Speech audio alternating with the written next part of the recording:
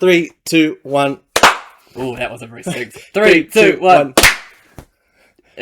3, 2, 1. Okay, there we go. Cool. Okay.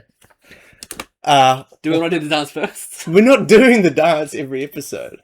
You want to do this is really important to you that we do the dance. It's really fucking Okay, this is going to be a thing that we're doing. This is how we start every episode. Okay, get up.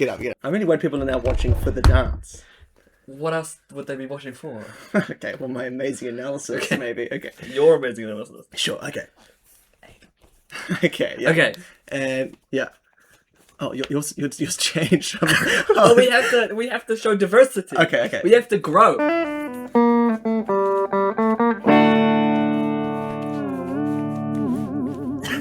Okay. I know I can see just silence in the recording. Welcome to the podcast. Welcome to episode 1. Don't be confused. The last episode was called episode 0. So this is the second episode called episode 1. After episode 0, called the next episode, Which would be episode 2. Welcome to the show. 2. It's episode 1. But next would be Episode 2. okay. Yeah. The next is 4. It's just 2, I guess. Yeah. Okay. Welcome to our Ourtearoa. Yep. One of the best podcasts on the site right now. One of the podcasts on Best. some sites. Yeah, it's been said many times. We actually got quite a lot of support. We got 1 episode, 20 subscribers, 0 episodes. some 350 views. Sorry, technically 0 episode. It was lovely. The response to it was really nice. Made me feel very happy. We've increased the production budget a little bit, which is to say that we just added more things. Stealing more things. And it looks quite nice. We didn't steal it. I stole it. That's mine. What did you steal? That's mine. No, okay. Well, now you are stealing. You're really good at it, actually. We got new ties. Got better ties. Look at that. Oh yeah. That's an awesome tie. Oh yeah. Yeah. The shirt's the same though. Yeah. Well, we're not buying new shirts for every new. We're not. What are these called again? Episodes. Oh, okay. You didn't know the name of them. It doesn't matter. Welcome to the show. It's awesome to have you here. The specific thing. Specifically you. Yeah. Jerome. Just a few clean up things from the last episodes. We got some great feedback, and I'm really glad people are liking it so You made far. a lot of mistakes. Just a lot of stupid things. Not so many mistakes. Lots of mistakes. Haven't even got the laptop open. That's a bad start. It's just, I suppose there's a lot of, one of the biggest problems is the internal bullying we have in the workplace. So we have gotten some comments, so some of the feedback, we've gotten some fantastic feedback. Somebody called one of us handsome, hard to know. So one of the comments that we got was that a little bit of revisions from what I've said, which is that the 2 things about Australia, actually. I always get things wrong about Australia. Doesn't really matter. Love lying about them. Is that Australia did not send fighter jets for the Iran conflict. They sent a single spy plane to the UAE,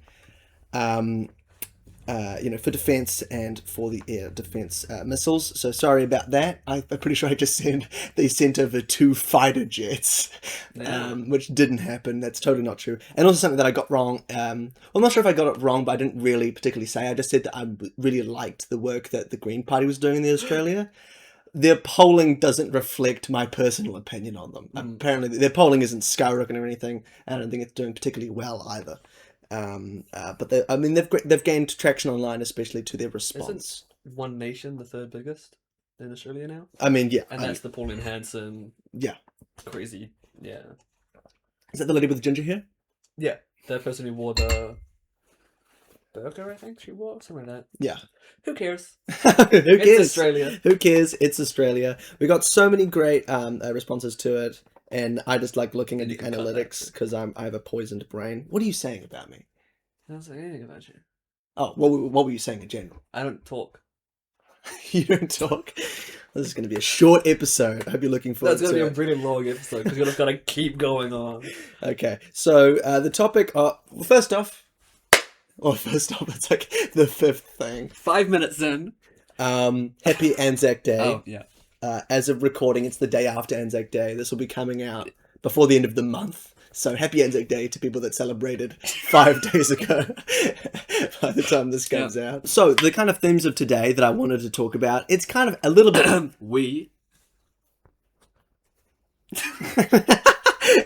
Sorry, we wanted to talk about... is just, I mean, this kind of ongoing stuff, but the kind of theme of today is about the eye of the storm. I feel there's a lot of things happening recently, and it feels like we're either in the middle of it, or after it, or before it, but it's at this constant turbulence. And luckily, next episode, it's all going to be fixed. It'll all be fine. Only this episode is going to be about turmoil. Sorry for everybody coming up in the next episode. Week. We'll just be talking about flowers and the Beatles. Oh yeah, happiness. We'll be playing Yellow Submarine and having a great time. Well, that's good. Yeah, it's the best Ringo album. I don't know anything about the Beatles. That's not true. Oh. We can cut this too. No, I love it. I think a lot of this episode so far has been bad. We've just started. I love it. Well, the Yellow Submarine is a Ringo song, and it was also a movie, and a movie soundtrack. Oh right, okay. But Octopus's Garden is better. Octopus's Garden is better. Yeah, but don't ask my grandfather. You know what? Uncle. I'll take that off the list. Okay. So the first thing that we were going to talk about was just general economic facts, which is how we're going to hook you. Yeah. It's how we keep it exciting and interesting. Here's the clickbait: we're going to be talking about the Fair Trade Agreement. Whoa! Or Free Trade Agreement. Yes, motherfucker. We're going to be talking about Shane Jones's butter chicken tsunami comment. We're going to be talking about Christopher Luxon and his... I think we should start with Christopher Luxon. Should we start with Christopher Luxon? Luxon? Far more interesting. Okay, let's start with Christopher Luxon. Let's leave the economic stuff for the end, I reckon. Okay. Keep people interested. Starting with Christopher Luxon and his... What's his role? Christopher Luxon is the Prime Minister of New Zealand. He is also... Not Australia. Not Australia yet. He is also the leader of the National Party of New Zealand. Yes. These are all facts. These are facts. His deputy of the party is Nicola Willis. I think so. She's finance minister, so she's pretty much deputy. The deputy... Who is... The deputy... Oh, no, the deputy... Well, but the the party, but the deputy Prime Minister is... Right now, it's Winston, right? I thought it was Seymour. Oh, they're sharing. Sharing is caring, is what we're realising about the ACT Who did it party. start with? David Lammy is a Deputy Prime Minister of the UK. Okay. David Lammy? David Lammy. Seymour. Yeah, Seymour, yeah. Ben won an Oscar as well. I won an Oscar, yeah. So the one thing that I wanted to talk... On my notes, I have written under the Luxon support vote, self-report. For me, I think this is the best way to describe it. From what I can tell, and from what I've learned as of recent, this vote... support of him is always in question, because support of all leaders is always in question all the time. It's well, sure. But, there's... Support specifically for him is in question because no one likes him. Exactly. People weren't questioning whether they were going to support Jacinda when she won a supermajority and could govern alone. Exactly. Yeah. But what I want to specifically talk about is just that there is a little bit of waning support, but there's always a little bit of waning support. But now, because of this vote, because of him putting forward this vote to take place, support truly looks bad. Whatever splintering was there is now magnified because he's going, okay guys, huddle up in the middle of a game. When, I think that people, just specifically because of the way this government has been operating and because of people's previous opinions on it, no matter what they do, him putting forward this vote and the kind of, in my eyes, uncoordinated reaction to the vote has led a lot of people to be like, what the hell was that? You don't think it was a good idea? You agree with Winston Peters that it was a bad idea? Well, let's talk about Winston Peters. Mm-hmm. So, from when the support vote came out, the people that were immediately like, why did you do this vote? Was Winston Peters and was kind of the majority of his party who were like, why are you doing this? Why did they say that? ACT kind of was like, Yeah, well, they don't want to get involved in controversy. They don't want to get because involved. they aren't very popular right now. Yeah, ACT famously is like, hey man, uncontroversial. Well, right now they're trying to like sweep under. They're playing it safe. They're Yeah. playing it smart. He originally called it annoying. Winston Peters originally called this vote annoying. He said it they was didn't stupid. understand why it was happening. He didn't apologize because that's not part of his arsenal, but he did later say, "Oh, don't worry, things are very stable." He called it a he said our triumvirate government. I'm paraphrasing, but is a three-legged stool. He said it's like a three-legged stool, which is just funny to me, just because I've never heard the phrase three-legged stool. Yeah, he's like 900 years old. I'm sure he's heard it before. Yeah. Back in the day when stools were around. Nowadays we just wear cool couches. Yeah. Mm-hmm. And shorts. And shorts. Yeah. We're still wearing shorts, by the way. Yeah. Not for long. We're taking them off. When we get a Patreon, the Patreon episodes could be shortless. Wow, yeah. So watch out for when that happens. So this Luxon support vote, I just thought was specifically interesting. ACT completely staying out of it. And then you have this row. So with all of them kind of having their own little snippy comments about it, Nicola Willis got into the mix and was saying they shouldn't complain about it. It's totally fine, but this is like standard. And then you have the person that we're going to be talking about later, Shane Jones, getting into the mix and saying the only reason that she's uppity is because she's lost a lot of weight recently. Yeah. That's an insane thing to say. It's an insane thing to say. It's not insane for Shane Jones to say. Yeah. Yeah. And his apology to his butter chicken tsunami thing, which we'll talk about later, on top of this. He's had a great week. A total run of a week. His comment, like in response to that, he said, like I'm paraphrasing here, but what he basically said was, yeah, I had a few ministers come up to me and tell me, we know you love a witty one-liner. Oh, this is what he said. A witty one-liner, but, you know, you should calm down. Which, by the way, excuses himself from saying a racist comment and saying a comment about a fellow minister's weight. Like, it's just insane to me. Yeah. He's had senior cabinet minister. Yeah. He has had controversy in the past already for saying dumb stuff. Why? But he's so good. Okay, well, I know you're such a squeaky clean reputation. I know you're a diehard for Shane Jones, but you know, this isn't an isolated event. But I was thinking about this when I kind of saw it, which is when we think of like when we dilute the conversation about politeness in Parliament and about etiquette in Parliament, it usually comes back to the, you know, weirdly, it actually doesn't include the conversation about woke. When we think of woke, we think of like political correctness and like being overly scoldy, like woke scold about certain things. But to me, I think that, for me, I generally think that politeness and rudeness is an institution that we need to keep in politics. Because I think... You want him to keep calling Nicola Willis fat? No. I want him to not. But through a perspective of politeness and rudeness. I think that we need to... Sorry, I phrased that wrong. We need to have an institution of politeness, like New Zealand does, in politics, where comments like that are struck down. Oh, okay. Not because it's unwoke to call a woman, you know, to say that she lost weight. And therefore she's cranky or whatever. Yeah. We need to go off that because it's rude. Because more people agree with, hey, that's a rude comment, than people agree with, hey, that's problematic, actually. Like, one thing that I like about New Zealand is that we do, like Canada, we have, well, Canada to a lesser extent, but we do have a kind of sense of politeness, which means that when somebody says something insane, or, and this is the most important thing, when someone says something untrue, we catch them on it, and we don't let them escape from that. If somebody lies about something, there are borders that are put in place. And that's something that I think, to compare us to the US, the US has lost.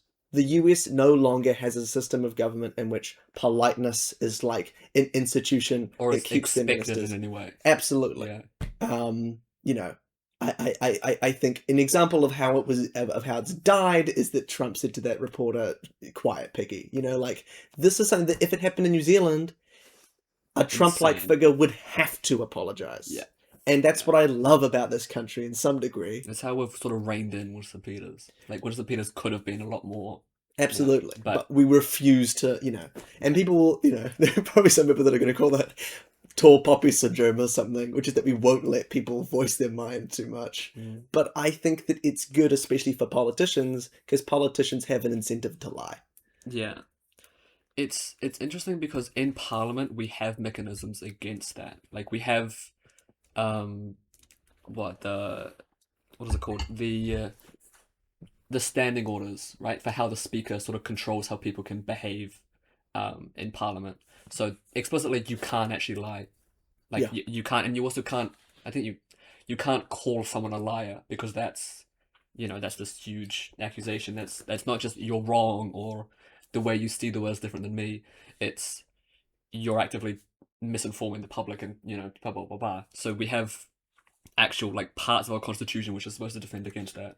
Yeah. So politeness in New Zealand is interesting. Politeness as like a part of the government is interesting because I think it can work to both like rein in populist figures, but it also works to hold up the apparatus of the state. Yeah. Like when we kicked out the Te Pāti Māori members for doing the haka because that's not polite or it's not within the expected behaviour of Parliament, that just upholds the way that we are supposed to, this like Western idea of how we're supposed to debate, how we're supposed to talk, what is acceptable, what isn't acceptable. Yeah. And I think that sort of it reduces the diversity that we have within the way that we can engage with other people. Yeah. And it does stifle sort of Māori voices in the way that Māori want That to is true. behave, which I think is quite bad.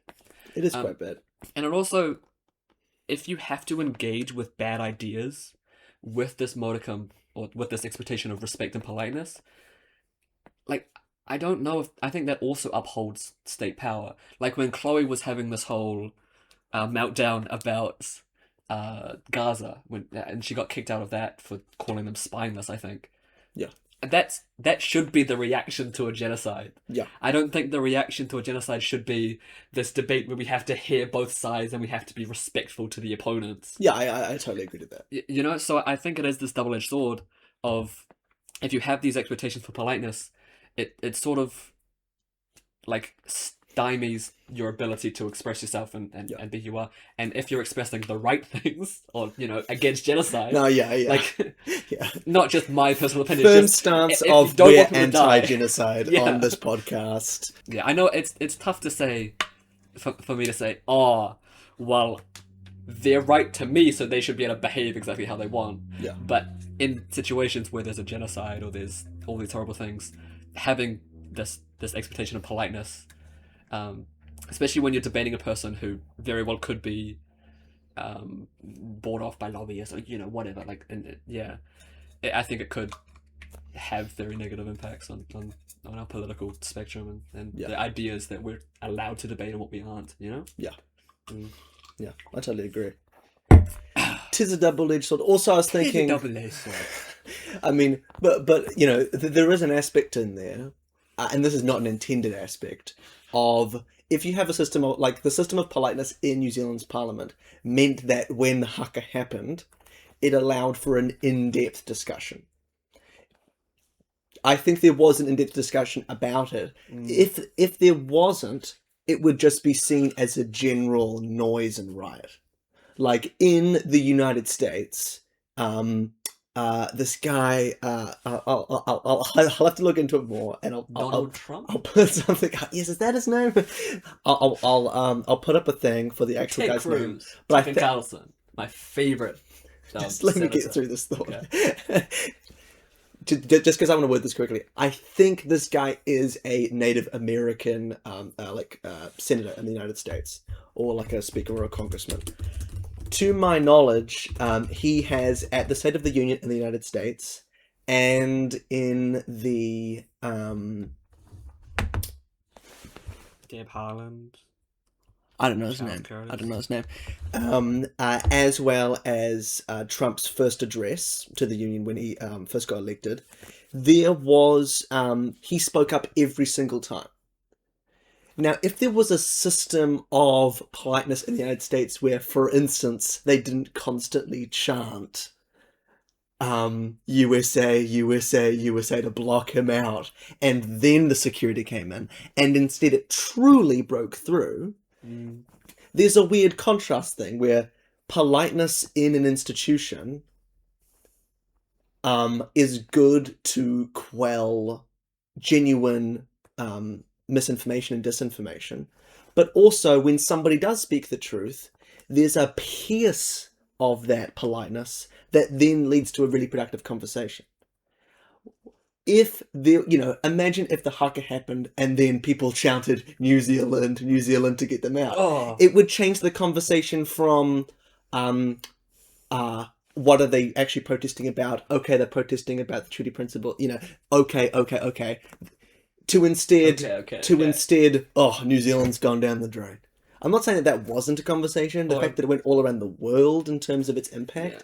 I just think that politeness can have an example to show the contrast, and in that contrast, people can more accurately have a conversation. Yeah, I do also want to say we aren't that polite.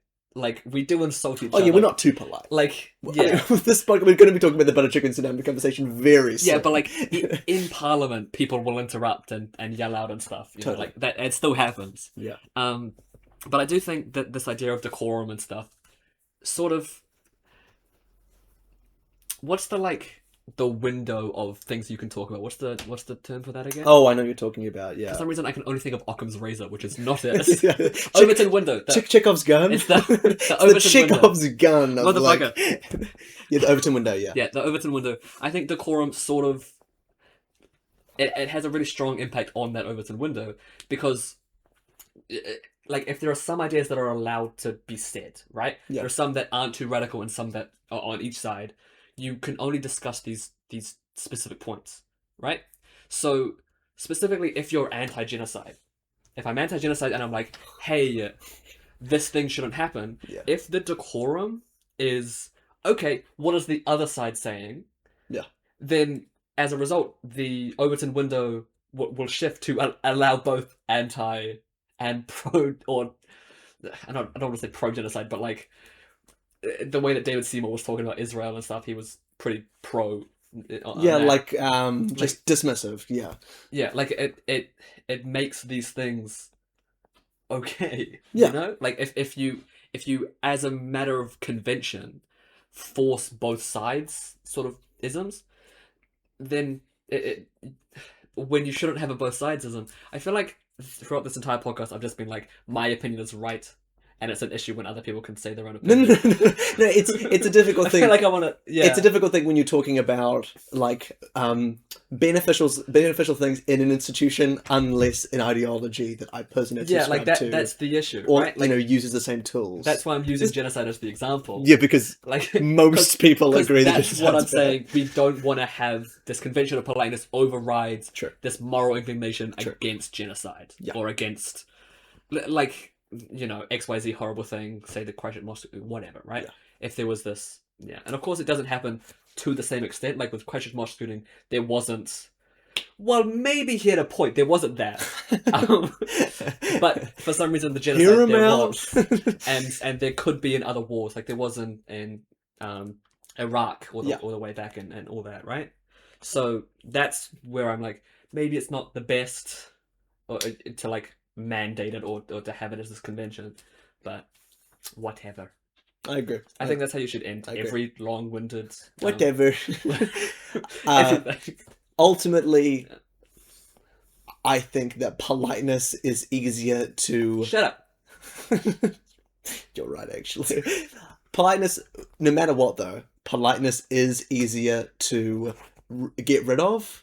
Then what? Why are you still laughing at this? You just told me to shut up. It's not that funny. It's not that funny. Continue talking. Ultimately, though, politeness is easier to degrade than it is to build back up, in my opinion. Of course. I think, you'd need a truly, like, an insane amount of terrible things to happen for, like, you'd need, like, another World War II in order to build back the it's like politeness you can build up a reputation very easily. You can ruin it in a second. Yeah. So I suppose that's why I'm kind of more appreciative of a polite government is Yeah. because Yeah. Well, you should see the UK stuff. even as archaic as I see it as just something that's like, fragile, and so in some respects You I want to like protect it a it. little bit Yeah. more. Well, we've already talked about one thing. We have. Okay, next thing that we want to talk about. Is your Oscar win? What? Is your Oscar win? I got that For Django Unchained. years ago. Yeah. I went off script. Yeah, you did. That's all you need to know. Okay, so next let's talk about the Fair Trade Agreement. Free Trade Agreement, which I've now for the 7th time Like 15 million times. called it the fair. I'm just a naturally fair person. Hey, sue me. I'm more fair than I am free. Let's sit on that for a second. Just gonna let that hang there. So, do you mind if I give a little overview about this? I do mind. I used to be pro this free trade agreement. Oh, okay. I now, personally, think it's quite bad. Are you scared of the immigration? Am I scared of the immigration? No, I love immigration. I'm like almost too pro immigration. I'm like 19th century America pro. Everyone turned off. Oh, everyone what? just stopped watching. No, you guys love it. Yeah. What do people say? A land without people for a people without land. Doesn't matter. If the information that I got from RNZ, praise be, is correct. Yeah, well, they're dirty leftists, dude. I'm not sure about that. This trade agreement with India was headed by National. Yep. And the people that are for it are National, Labour, ACT, and crucially Labour. Mm-hmm. New Zealand First is crucially anti, and they're so anti that that's the reason that National needed to go across the pond, across the aisle, and shake hands with the dirty Labour to get this going forward. Chippy, Chris Pipkins, was pro. Mm-hmm. But he had the exact same opinions as Winston Peters, which is that no matter what this deal does for New Zealand, the amount of money we have to pay for India not to back out at any point within this deal is worrying for New Zealand exporters. Yeah. If the information that I got is correct from RNZ, Ben in editing, fix it if it's not the case, it's New Zealand needs to pay 33 billion New Zealand dollars. Ugh, I made that in like 6 months. Okay, well, help us out. And if they don't, then under the agreement, India can back out at any point. And this kind of in the air backing out clause means that it directly leaves New Zealand exporters extremely weak. And there's also a huge amount of money that is going to be, that we hope we're going to, get from this trade agreement. I don't know who's paying the 33. Is it I don't know. It's part of the plan, but the hope is that with this deal we're going to get a huge influx of income that would allow for us to pay it back quicker than we would be, paying for it. Well, we want to sell all the dairy to them. We want to sell all the dairy to them. Yeah. We want to sell, we'll sell cow meat to them, and what else do they like in India? Fonterra trying to in China and in India, they're on a marketing campaign to guys, cheese is great. Exactly.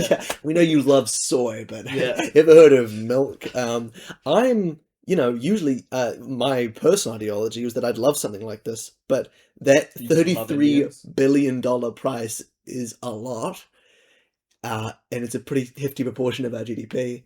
And to me, it says something that Winston Peters, who's one of the most pragmatic people in government, not the most. Who's the most? I don't know, like Smallbreak or something. Right. Everyone will agree with you. Everybody agrees with that take, right? Or epic take. Yeah. Shane Jones. It's a better one. Better pick. The fact that he's against it, but also the fact that his opinion is the same as Chris Hipkins, who is allowing it to be signed. Why is Chris Hipkins allowing it then? Maybe he thinks that we'll be able to pay it back. I mean, it's all about the idea of, the amount of money that we need to pay is bedrock. That's the fact. It's your personal opinion about whether or not we're going to be able to pay it back, because that kind of that kind of leeway about whether or not we'll be able to pay back is what led to the negotiation taking place with India binational. So, in the legitimate and, conversations about whether or not this Indian FTA deal should take place is the illegitimate opinions, which I do think are bad, which includes Shane Jones calling it a butter chicken tsunami, because as part of this FTA would Yeah, be what do you think that means? decreased immigration controls. What? What do you think it means for him to say that? Like, what do Butter you think chicken it means? tsunami? Well, I Yeah. think that the only Indian meal he's ever Well, had in his life. because he's so witty, you know? He's so He is witty one of the and funniest so people in government. So it must mean something really cool and smart that we just don't understand. One of his witty one-liners, Yeah. as he paraphrased his constituents telling him to calm down, said. So it's also it's the private sector that's paying the 33 billion. They're investing that in India. So good luck, Fonterra, I guess. Good luck, Fonterra. Yeah. Yeah, I'm sure they're gonna love that. So I don't know, but to me, it's just an insane thing to say, racist thing to say, anything to do with Indians, and then immediately saying butter chicken.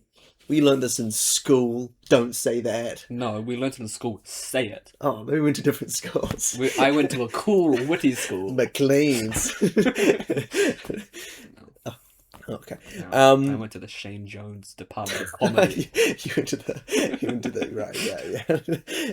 Department. The Institute of Comedy Gold. Chippy stood on business. That does sound like him. And he said about Shane Jones that if anybody said that in his cabinet, they'd be kicked out. Like, he just flat said that, which I really respect. I think that Chloe Swarbrick, she had a response she to probably it. agreed, dude. God. Her response to it was, I actually kind of commend it. She just said, this is a wedge issue. This is something that is being thrown out there to make us argue about this instead of more important issues. And I agree with that. But I also think, this isn't like him lobbying to have a conversation take place. This is just a one-off shitty thing to say. Him being stupid. It's very easy to condemn it and then move on. Yeah. Especially him who has okay, maybe I'm out of my depth in saying this, very little political power.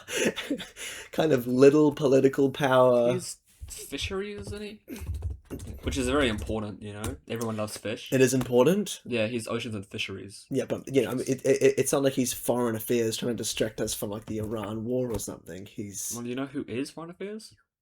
His best mate. Winnipeg. Yeah, Winnipeg. But Winnipeg Peters. He kind of softly said, "Oh yeah, he shouldn't say that."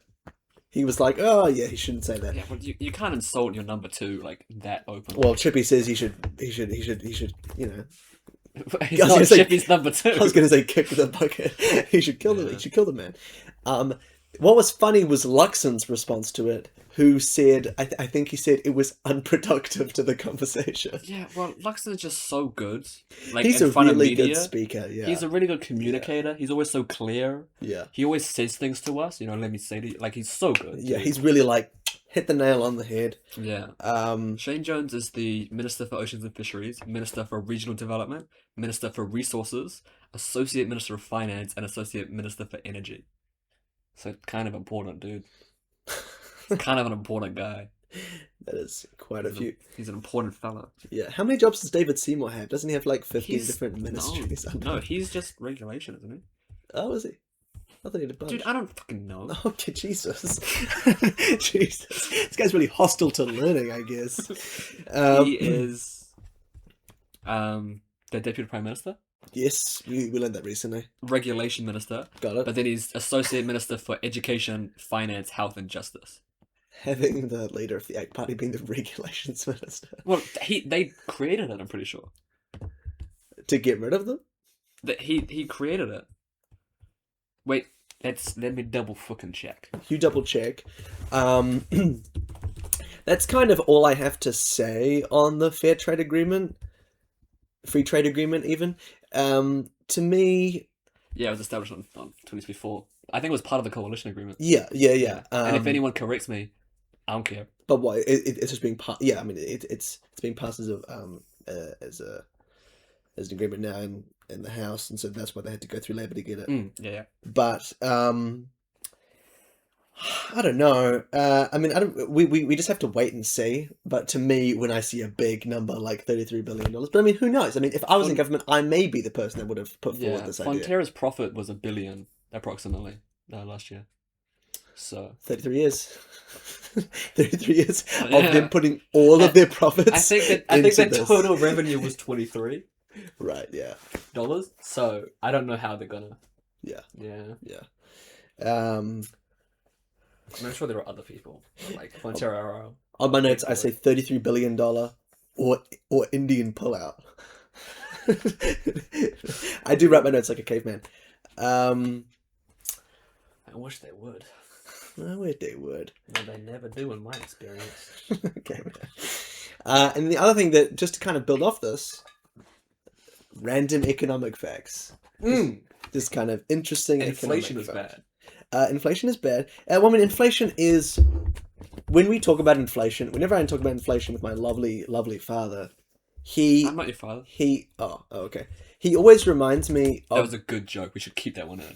Yeah, that was really great, good. This. Yeah, I'd love to start my sentence as well. No, people are going to rewind just to watch it again. It's going to be so good. Whenever I talk about inflation, so New Zealand's inflation is at an 18-month high. Very scary. So inflation is currently at 3.1% as measured by the CPI, Consumer Price Index. And that's not great, especially an 18-month high. I mean, the main thing that you want from inflation, more than anything, is consistent inflation. What? So that... Consistent growth and inflation? No, plateauing consistent inflation. Yeah. No matter what your inflation rate is, the number one thing you want is it to be stable. And then you can work on decreasing or whatever you want. Maybe you want to, increase it if you want to pay down your debt, whatever. The main thing you want a stable rate. The fact that it's been increasing and they've been kind of wishy-washy, National's been kind of wishy-washy, specifically Nicola Willis, on how they're going to be able to tackle it, is the problem. Not necessarily that it's 3.1%. As my dad has told me multiple times, he grew up in the 1970s and 80s in the UK. And the inflation rate then was like 26%. Thank God for Margaret Thatcher. Thank God for Margaret Thatcher. So we live in a comparatively great society. And the 3.1% is different from what it used to be, which was like 7.2% during 2022, I think, during like COVID and stuff. It was 6.7 in 2023. Yeah, the joke. Yeah, I hope the joke dies by the time it's long dead. No, it's never dying. Dude. You think it's still alive? It's still alive. I think it's funnier now. Oh, you think it's aged like I think it's funnier now that my lecturers are making jokes about it. Really? 2 of them in the first week made a joke about 6-7. Yeah. Yeah. Like the percentage of the grade. No, they were like 6-7 of you will not make it. 6-7 of you will die tonight. Yeah. And then I died. Who died? So? Me. Oh. Yeah, can't you tell? This You one's so look pale, dude. That's a good excuse. Yeah. Mine's just... I just drink finesse right every night. That makes sense. Yeah. Chinese peptides. God, that should have been a topic that we have on here. Chinese peptides. We can still talk about it. We have time. No, we're running out of time. The minute you always talk about it. Anyway, this is all numbers that I got from RNZ, by the way, so go after them. And I also got this from Stats New Zealand, but, the main thing that you want is a consistent kind of inflation rate. But this feeds into the larger conversation about whenever it's easy to rag on a government when the economy is bad and not, not have kind of a big picture analysis of it. I would always get annoyed at people whenever they would go after Jacinda Ardern's tackling of COVID, because I was like, oh, you think you can tackle a global pandemic better? And whenever people were saying... Inflation was massive everywhere. Like, it's Yeah, it's not great everywhere right now. Unless you're in, like... Antarctica. just open my mouth and then... Wait, pause. Just edit in just a noise of country. Switzerland. Ooh. Oh. Sorry, that's not a name of a country. I thought it could just be a sound. Yeah, that's not a country. I think that it's easy to rag on this government because they're, the three group, they're kind of the three of my personal least favorite governments the least favorite parties coming together in a joint government, and their ratings are down, and this huge Iran war thing is happening, which is changing people's opinions on the economy. Just a little bit of a stat on that. 3 months ago, the net positive opinion on the economy getting better was 39%. Pretty good. That number is now, 3 months later, 1%. Damn. I mean, there's been a 38% loss in the net positive opinion on the economy getting better. Yeah. Now, can you blame them? I can put on my blue Manza hat, and say, it's because of this right-wing leaning government that's ruining the economy and everything's going wrong, But also, there's the Iran war in the room here. What the fuck are you talking about, blue MAGA? We're talking about New Zealand. Oh, the left is red and green. Manza. Oh, no, it is. Yeah, you're right. Yeah, I thought you were going to do a national thing. Yeah, no, yeah. I'm ragging on those political parties. Right. It's very easy to do that. Put on your red MAGA hat. I don't want to do that. Put on your favorite hat, dude. No. I hung up that hat a long time ago. We can put it on one of the many globes. It's a good idea. I hope you guys are liking the globes, by the way. We got 2. We are globalists. Oh. Just tear those down. But, people's opinion on the economy is changing. And obviously that's because of the Iran war. Luckily, we have a leader in charge who has a solid opinion on the Iran war. Yeah. It's willing to change it. So clear about it. Kind of a hardliner. Mm-hmm. Kind of somebody that tells it how it is. And is sending over 1 billion jets. 1 billion. That's guys. Next episode. So it turns out there's not 1 billion jets. There's 1,000,004. Sorry, guys. Yeah. He's so political nowadays. And the other thing about the economy that I thought is just kind of an interesting conversation, and I had a lot of opinions on it, and a lot of those aren't true. People love talking about the economy. Is ACT's $500 plan for 15-year-olds. Do you know anything about this? I'm 20. Yeah, but do you know about this plan? No, I haven't heard of it. What is it? So, ACT wants to put forward a financial learning scheme in which, as part of certain financial programs, like financial literacy, I believe year 11s will get access to a $500 account, which they can then invest into certain trusts. Now, they can't cash that money out. They can't transfer it to another bank account. This is all being proposed. This sounds woke as fuck. And it also needs to, there's a bunch of regulations on it. And in terms of where that money will be coming from, the idea is apparently that it's going to be coming out of KiwiSaver. Now, I'm not sure if that money is going to be coming out of their own KiwiSaver. Like, they just have... Unless you don't have... They just now have $500 less for them in the future. Or if it's going to be coming out of everybody's KiwiSaver. Oh, that's fine then. Which means it could be coming out of everybody's KiwiSaver, not just 15-year-olds. Yeah, but cumulatively that'll be nothing. So it's a 30. It takes 30 million annually to fund the scheme. That would come out of the government's annual KiwiSaver subsidy. So the extra money I think that they're putting into it would come out to pay for that. Okay, right. So it's coming out of their budget, basically. Yeah. That sounds woke as fuck. That sounds great. It does sound. I want money. Yeah, the woke stimulus.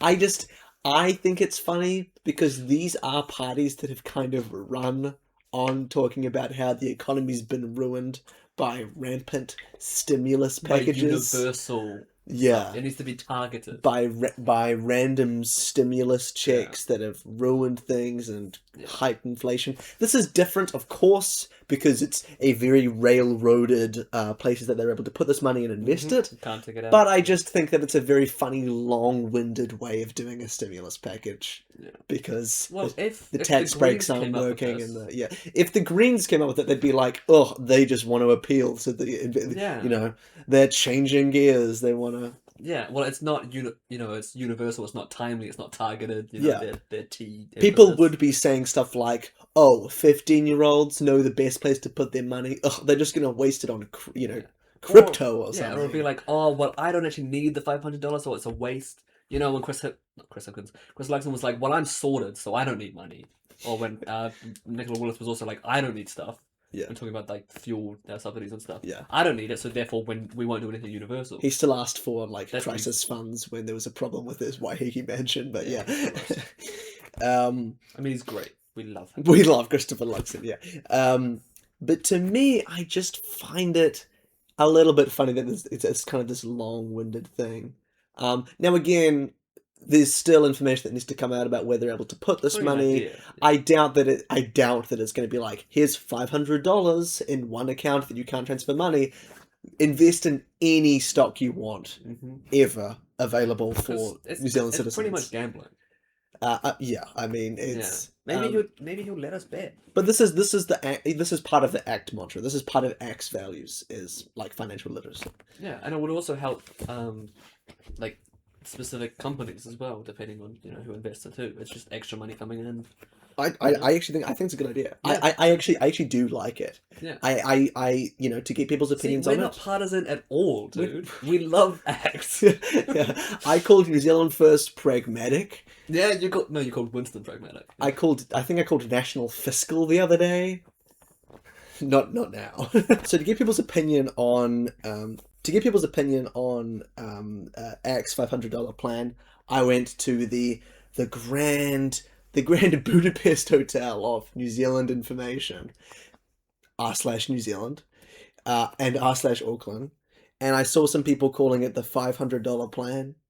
It's a good plan. Or the 15-year plan, which I thought was kind of funny. No, we need 5-year plans, dude. Yeah, well, that's what I was thinking. Yeah. I've done a little bit of research into China recently. Massive pivot. What? We were just talking about 5-year plan. That was like a little joke. It was a little funny, little funny joke. And I'm allowed to say on your little joke? No. This is the eye of the storm, strictly because we keep on arguing. Yeah, but we're leaving the storm right now. We're talking about China, where everything is good and there are no issues. Yeah. You should research some stuff to do with the China? Vaianu storm, by the way. That might be a good idea. But just kind of a... Telling you what to do. I've been doing some research recently on China, and they're on their 14th 5-year plan. Based on reports from April 2026, the cyclone was a significant Vaianu. Cyclone Vaianu. tropical cyclone that impacted Vanuatu, Fiji, and New Zealand. Yeah. I did the research, dude. It's this kind of level of reporting that people love to see. Mm-hmm. Crucially, the thing that I put on my personal story about the cyclone is the response by the mayor of... Oh, calling it woke? Yeah. Oh gosh, what is he? The mayor, Kai Kora? Is that what the mayor was? And he said, yeah, he called it woke. He called the response... Hawke's Bay. Oh, was it Hawk? Okay, I got an article here called devastating effects on Hawke's Bay. He called it woke. So that's extremely funny. The kind of it is funny. It is a funny thing to say. His response onto it, his kind of like deep diving, personal opinion on it was, it's not going to affect us here. It did. It's not going to affect us here. It's not going to be that bad. But he specifically also said, and this is where the real conversation comes through, is that alerts aren't useful. He said that alerts, phone alerts, are a waste of time, and people can just swipe off and not care about them. People care. Sorry, who did you say? The mayor. Where did you say the mayor was? Mayor? Is it? Oh gosh, I don't know. Is it Kaikoura? Where is it? Okay, no, it's Hawke's Bay. Yeah, It's I thought you Hawke's said Bay. white. I thought you said Wairoa, and I was like, did I just correct you by just saying the white name for the Māori thing? That's like, oh no. No. You're totally fine. Cut that. Cut that. Cut that. But you're gonna have to like go back to the beginning. I'm sorry, dude. I did. Yeah, I'm sorry. So for me, Shut up. For me, I just this kind of idea of it being like woke is really funny to me, because he explicitly said, people don't respond well to the alert systems. People find more information about this online. Hawke's Bay is mainly elderly people. It is a huge elderly people. Oh, it's Wairoa. Is it? Yeah, It's not the It's- same place. it's Wairoa. Is Well, it? it's Wairoa, and then it also says Hawke's Bay, and that's the same guy. Okay, got it.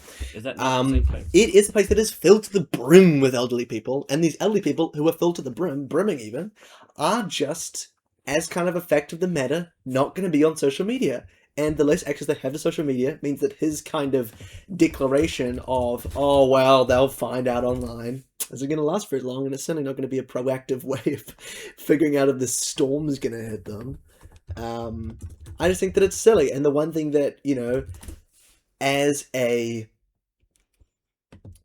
if you have grandparents or elderly people in your life, you tell them constantly, keep your phone on you at all times. Just have your phone, keep it in your pocket. And if if you're going to have another layer to that of go on social media and check out how the storm's going to be affecting you. I think it's 2 mayors who said it. I just think it's very silly. 2 mayors. It's an epidemic of mayors. It's 2. That's not an effort. That's how it starts. The storm is brewing. Another thing, this is just a random economic fact, but Another one. random interesting economic fact bonus, A little treat for you. little treat for you around the woke conversation, is that New Zealand's population growth last year, 6-7%. no, the population growth from 2024 was was 1.7%, which is very small. Okay. Last year, it was 0.7%. Damn. That is Good. Keep them out. That is, dude. No, that's population growth. Yeah, it's population growth including immigration and Yeah, keep them out. We're gonna get no comments, dude. 0 comments. The amount of controversial things we said this episode alone. That includes people porking in this country. 0.7% is tiny. So just for a little bit of context, the kind of general population growth of most countries on the planet is 2 to 3%. 2%, okay. You're not spiraling, but it's not too great. Population growth at 3%, cool, healthy population growth, loving it.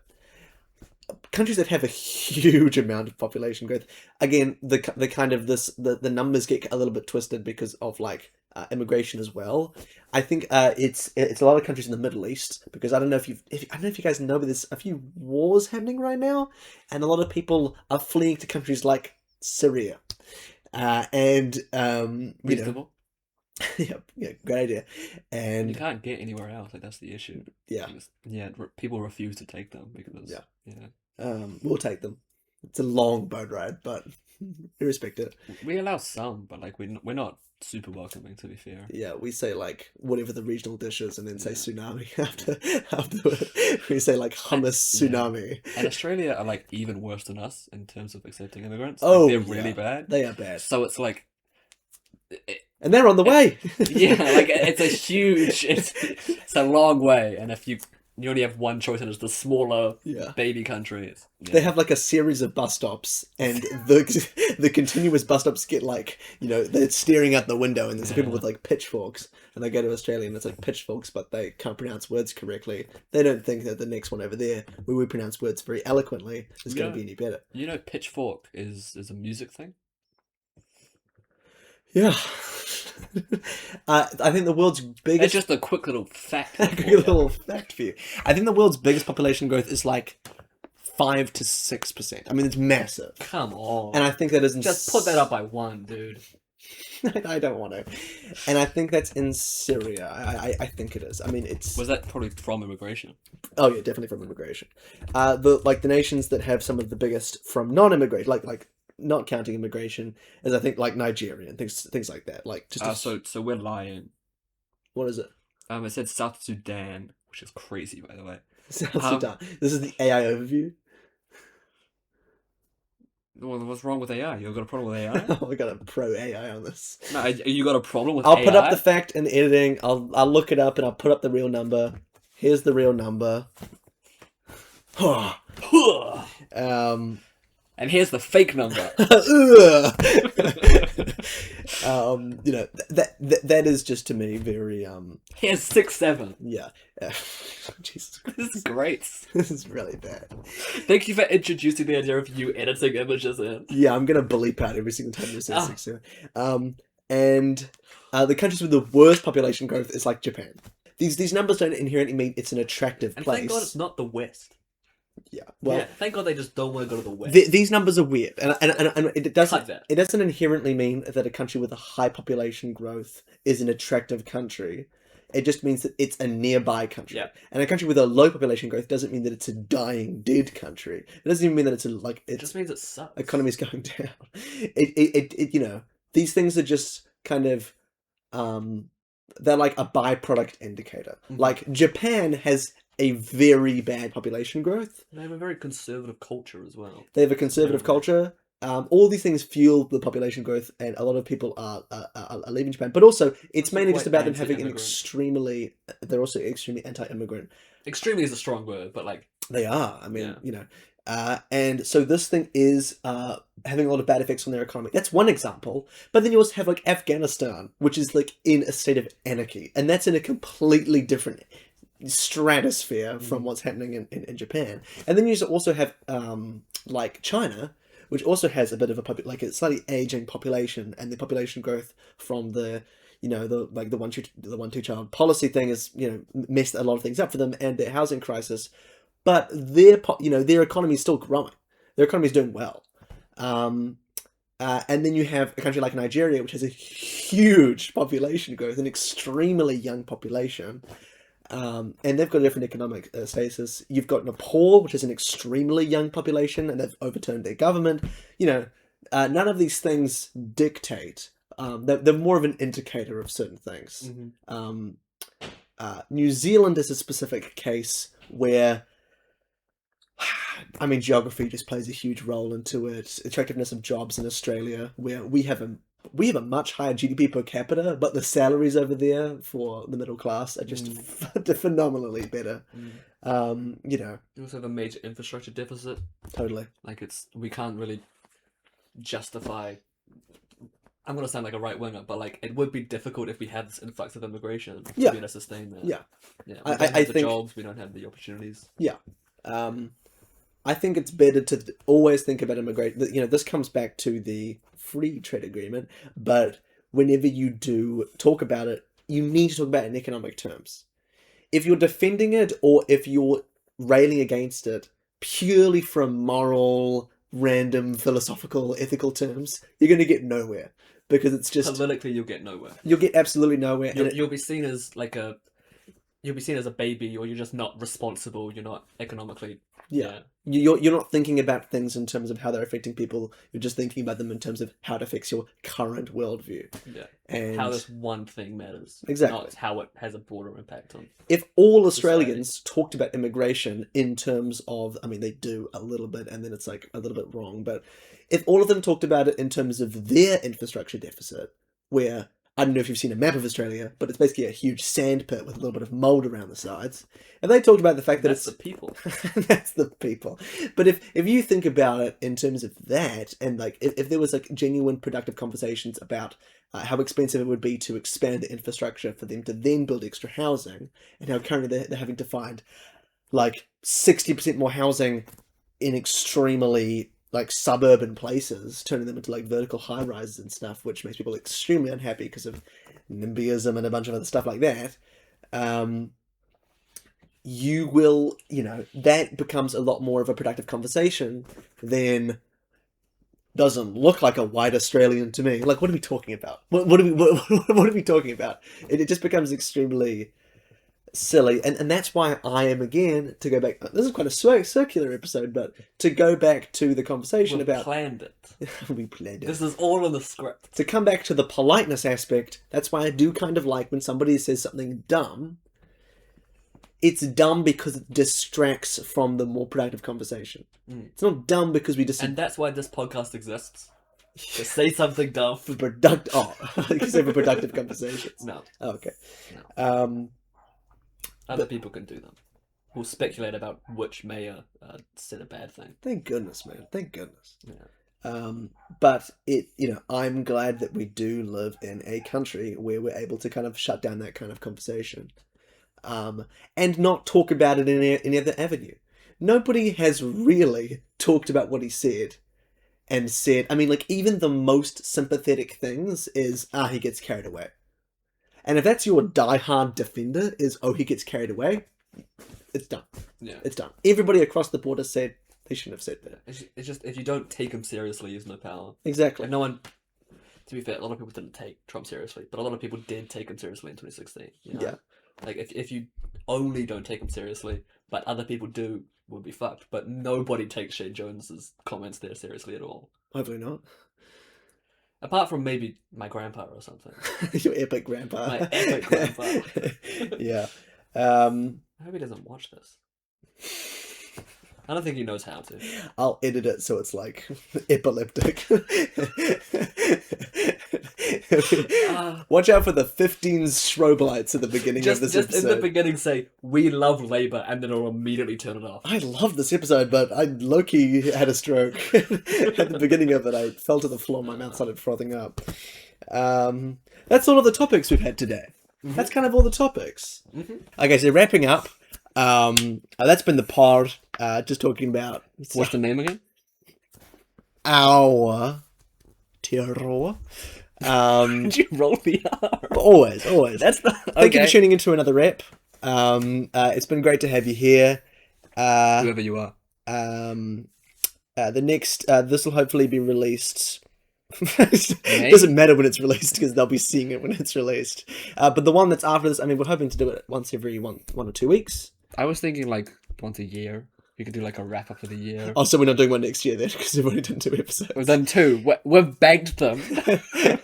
We've bagged them. We'll come back in 2020. I don't want to do the math. Something like that. And many years. We hope that you enjoyed it. It's great making these, and hopefully nothing really bad happens by the time that I'm editing this.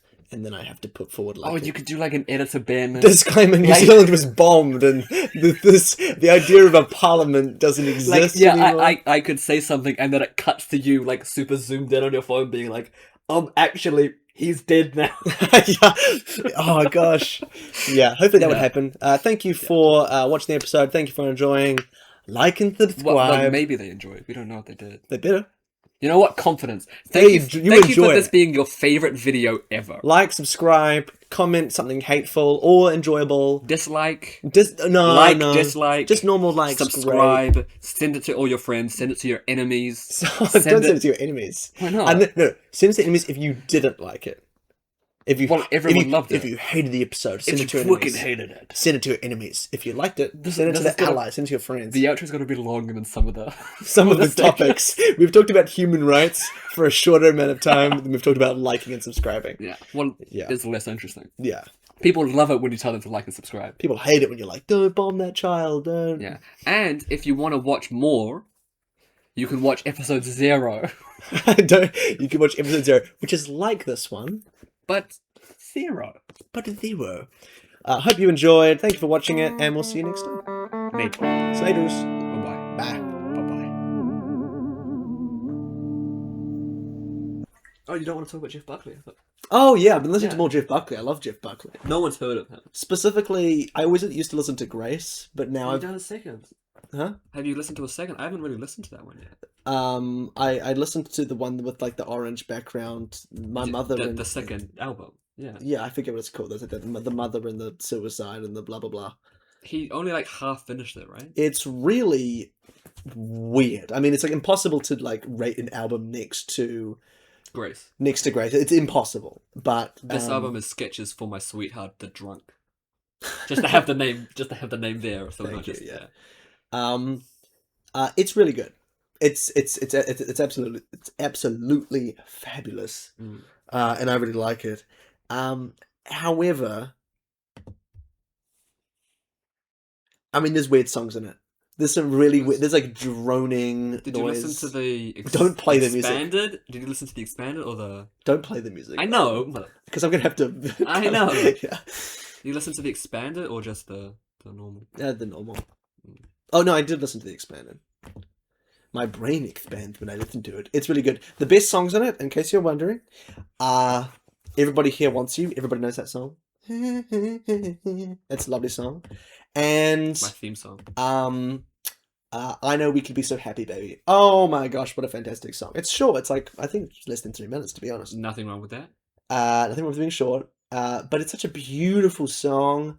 And it's just such a simple melody. It's just such simple chords. It feels like, this is such a weird analogy, but Name the chords. it does feel like it's E minor, and then How it the goes fuck into. do you have an answer? I play the song, man. No. I just said E minor, and then you were like blown away.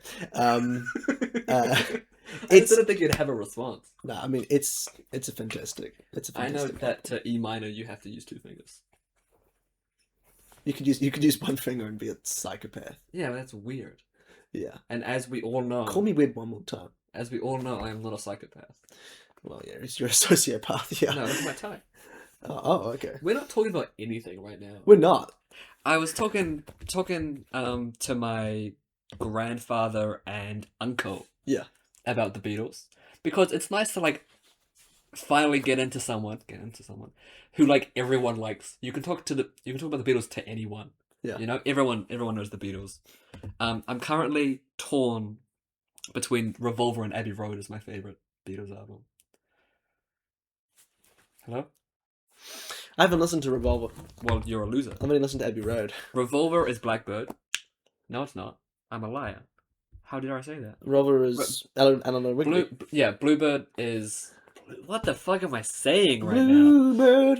now? Blackbird is White Album. That's forget I said anything. Got it.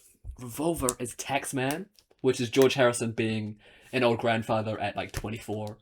George Harrison was an old grumpy grandfather at 24, and he stayed that way for the rest of his life. Yeah. George Harrison was always grumpy. Yeah. Except when he cheated on his wife. Then he was joyous and happy. He's jumping over the moon. Eleanor Rigby, I'm Only Sleeping by John Lennon. Not the Beatles, but like John song. He's being like, I'm only sleeping, I'm so tired. You know, it's a great song. Is he talking about being like sleepy? It's not sex. Oh, okay. Yeah. Love You Too was the like sitar, George being weird thing. You know? Here, There and Everywhere is awesome. You must have heard Here. This is such a terrible thing for a podcast. What? This is a It's terrible the outro. idea. What's wrong with the outro? This is horrible. Yellow Submarine is my grandfather's favorite Beatles song. Yeah.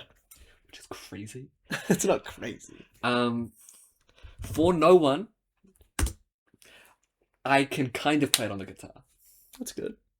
No, it's awesome. Oh. I need to listen to Revolver. It has 2 bar chords. Oh. So I struggle with that. But like the rest. It's pretty good. Yeah.